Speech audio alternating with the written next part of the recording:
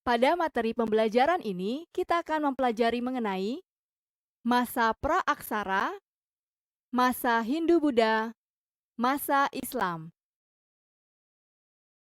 Pada materi perkembangan masa pra-aksara di Indonesia, kita akan mempelajari mengenai definisi masa pra-aksara di Indonesia, jenis manusia purba di Indonesia, tahap-tahap kehidupan masyarakat pra-aksara di Indonesia, perubahan masyarakat Indonesia pada masa pra-aksara, warisan kebudayaan Indonesia pada masa pra-aksara, dan kedatangan nenek moyang bangsa Indonesia.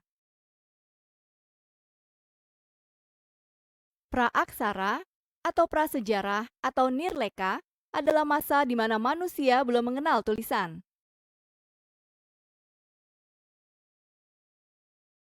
Zaman geologis pada masa pra-aksara dapat dibedakan menjadi 4, yaitu 1.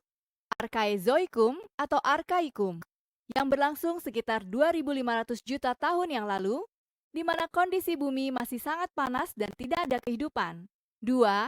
Paleozoikum, zaman yang berlangsung 340 juta tahun yang lalu, di mana suhu bumi belum stabil dan mulai terdapat makhluk hidup bersel tunggal. 3. Mesozoikum atau zaman hidup madya, berlangsung sekitar 140 juta tahun yang lalu, di mana suhu bumi stabil dengan oksigen yang berlimpah, dan terdapat makhluk hidup raksasa seperti dinosaurus. 4. Neozoikum atau zaman hidup baru, berlangsung sekitar 60 juta tahun lalu sampai sekarang, di mana suhu bumi stabil dan sudah terdapat mamalia, kera, dan manusia. Setelah mempelajari mengenai zaman berdasarkan bukti geologis, sekarang mari kita uji kemampuanmu.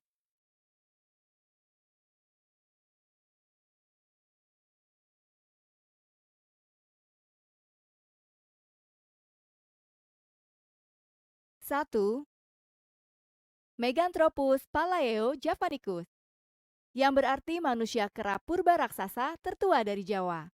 Meganthropus ditemukan 1936 sampai 1941 di Sangiran, Jawa Tengah oleh von Koningswald.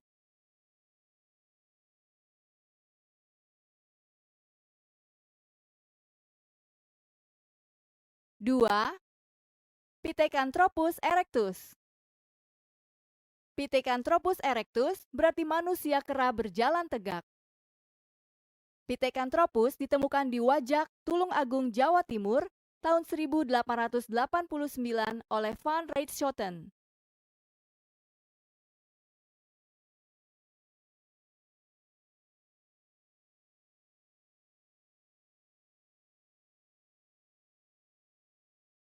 3.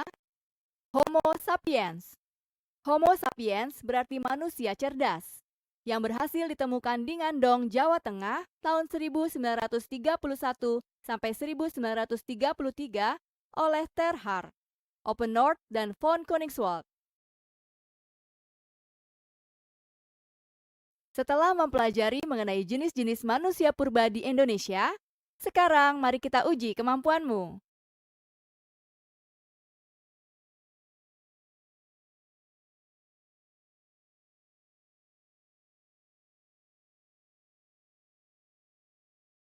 Berdasarkan jenis peralatan batu yang digunakan, zaman batu dibagi menjadi 4, yaitu 1. Paleolitikum atau zaman batu tua. 2. Mesolitikum atau zaman batu madya. 3. Neolitikum atau zaman batu muda. 4. Megalitikum atau zaman batu besar.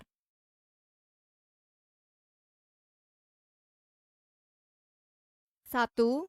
Masa berburu dan meramu atau food gathering, dengan ciri-ciri bergantung pada alam, masih nomaden atau berpindah-pindah tempat tinggal, masa Meganthropus palaeo-javanicus, bukti, kapak perimbas, batu serpih, dan kapak genggam.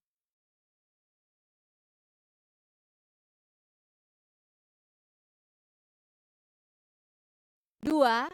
Masa bercocok tanam atau food producing, memiliki ciri-ciri tidak bergantung pada alam, hidup menetap di gua-gua karang, masa Pithecanthropus hingga Homo sapiens.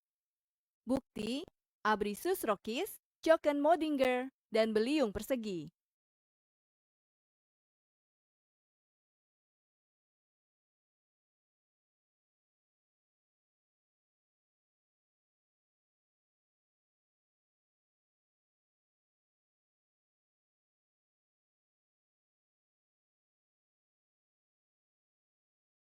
Sistem kepercayaan pada masa praaksara dapat dibedakan menjadi dua, yaitu 1. Animisme atau sistem kepercayaan pada arwah nenek moyang yang melindungi manusia. 2. Dinamisme atau sistem kepercayaan pada kekuatan benda-benda gaib di sekitarnya.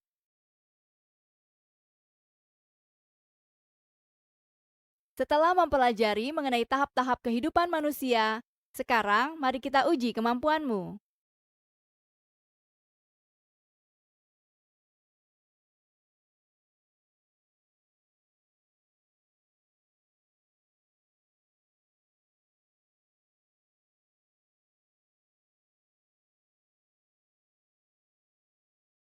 Warisan kebudayaan pada masa praaksara adalah sebagai berikut. 1. Mehir atau tugu batu besar, peninggalan masa megalitikum untuk menyembah arwah nenek moyang. 2. Dolmen atau meja batu besar, peninggalan masa megalitikum untuk meletakkan sesaji pada upacara ritual.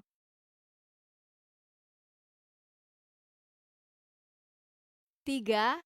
Sarkofagus atau peti batu yang berasal dari zaman megalitikum, yang berupa peti mati dari batu utuh untuk mayat kepala suku atau pemimpin tertinggi. 4. Waruga atau kubur batu yang berasal dari zaman megalitikum dan berupa penanda makam dari batu yang sekarang masih digunakan dalam bentuk batu nisan.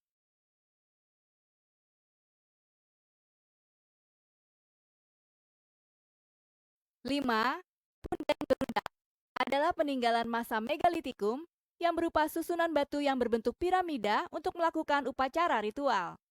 6.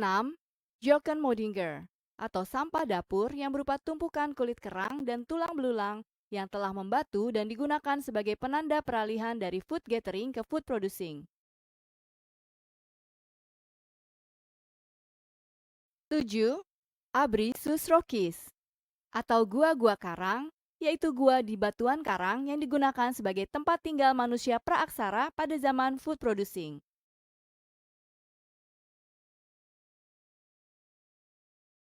Setelah mempelajari mengenai warisan pada masa praaksara, sekarang mari kita uji kemampuanmu.